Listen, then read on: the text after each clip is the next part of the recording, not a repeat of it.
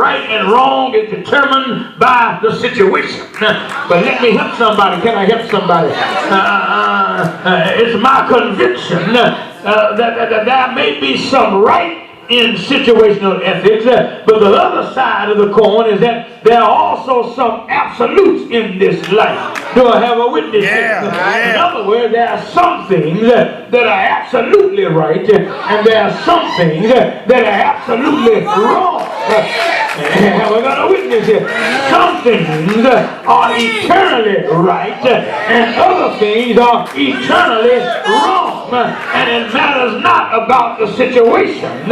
It's right or it's wrong. And let me help somebody by saying that I know that some folk are saying that everybody is doing it. I hear you, so it must be all right.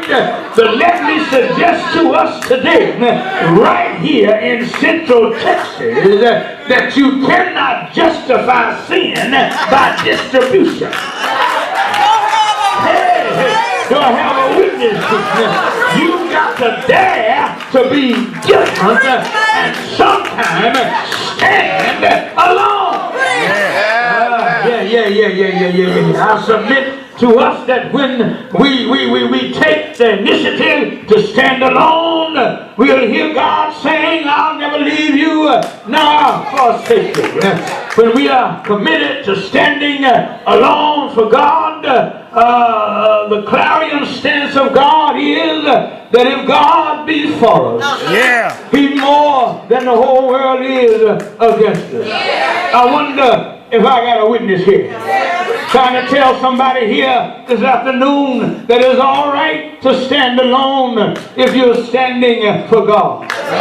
If you're serving God, it's all right if you got to go by yourself.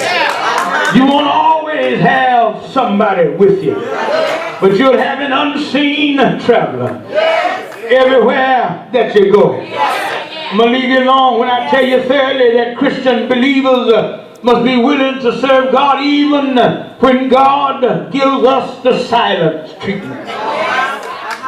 You got to serve Him in the midst of suffering. You got to serve Him even if you got to stand alone.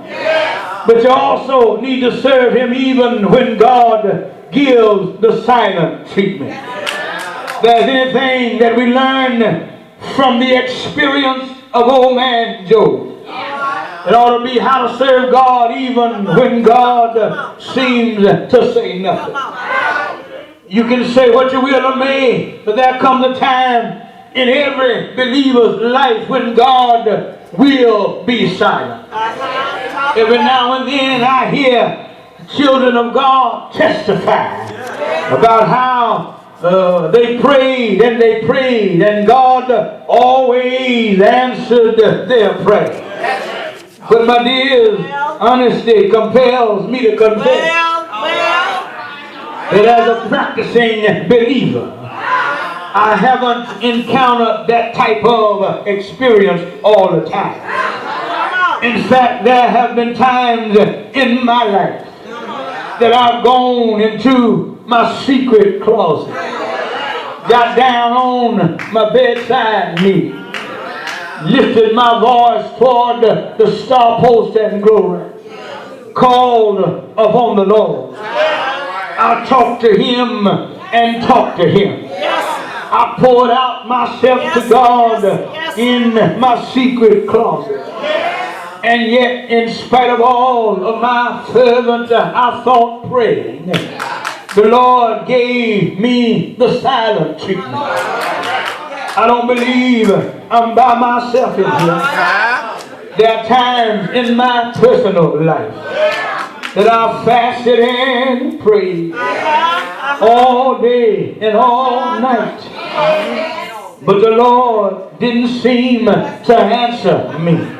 All right now. It was during these times that I learned that because God is God, He has the divine right to give us the silent treatment.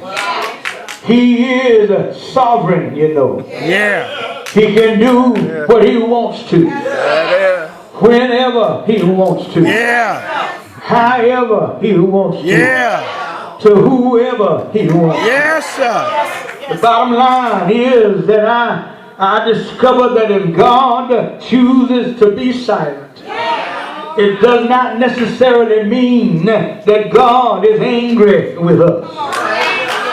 Because when God chooses to be silent, it's not an indication that God has turned his back on us. Yeah. No, when God chooses to be silent, sometimes it means that he wants us to be patient and wait on him. Have I got a witness? There are times when God says nothing. It could mean he's either getting you ready for the blessing or getting the blessing ready for you. Do I have a witness? And Isaiah said, but they that wait upon the Lord shall renew their strength. Mount up with wings as eagles. They'll run and not be weary. They'll walk and not faint. Oh Lord, the years when I studied the personality of Job, it was revealed to me that the hardest test that Job had to take was not the fact that he had lost his home. No, the hardest punishment in the life of Job was not the fact that he had to stand at the cemetery and listen to the preacher say 10 times earth to earth and ashes to ashes and dust to dust. It was not such a devastating blow to Job when he heard that his sheep were burned up, his camels were stolen by thieves, and his servants were slain by a sword. Job was not knocked off his feet when his wife told him to commit spiritual suicide by cursing God and dying. It was not even so painful when Job's 3 friends tried to convince him that somewhere down the line he had wronged God and God was just getting him back.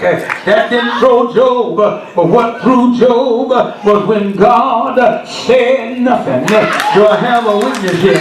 I could handle some misunderstanding friends. I could handle losing possessions. But what I can't handle is when God said nothing.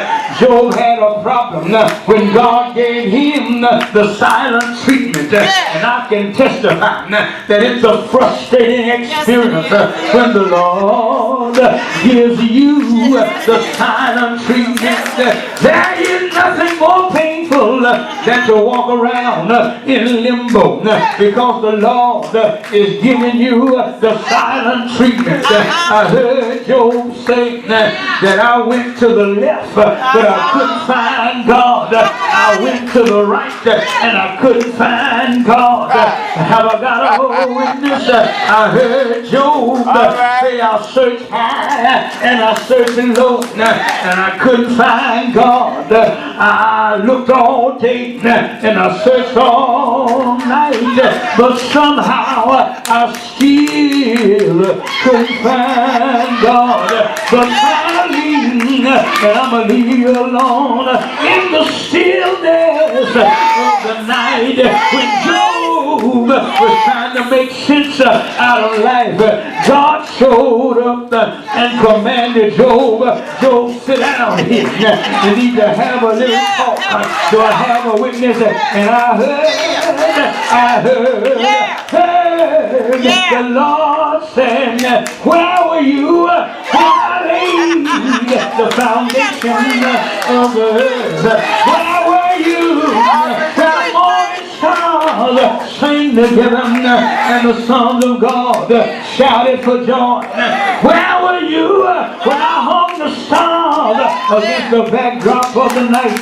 Have I got a witness? Where were you, Job, when I squashed down and mountains rose up and valleys went low? I heard Job cry out in all the days days of my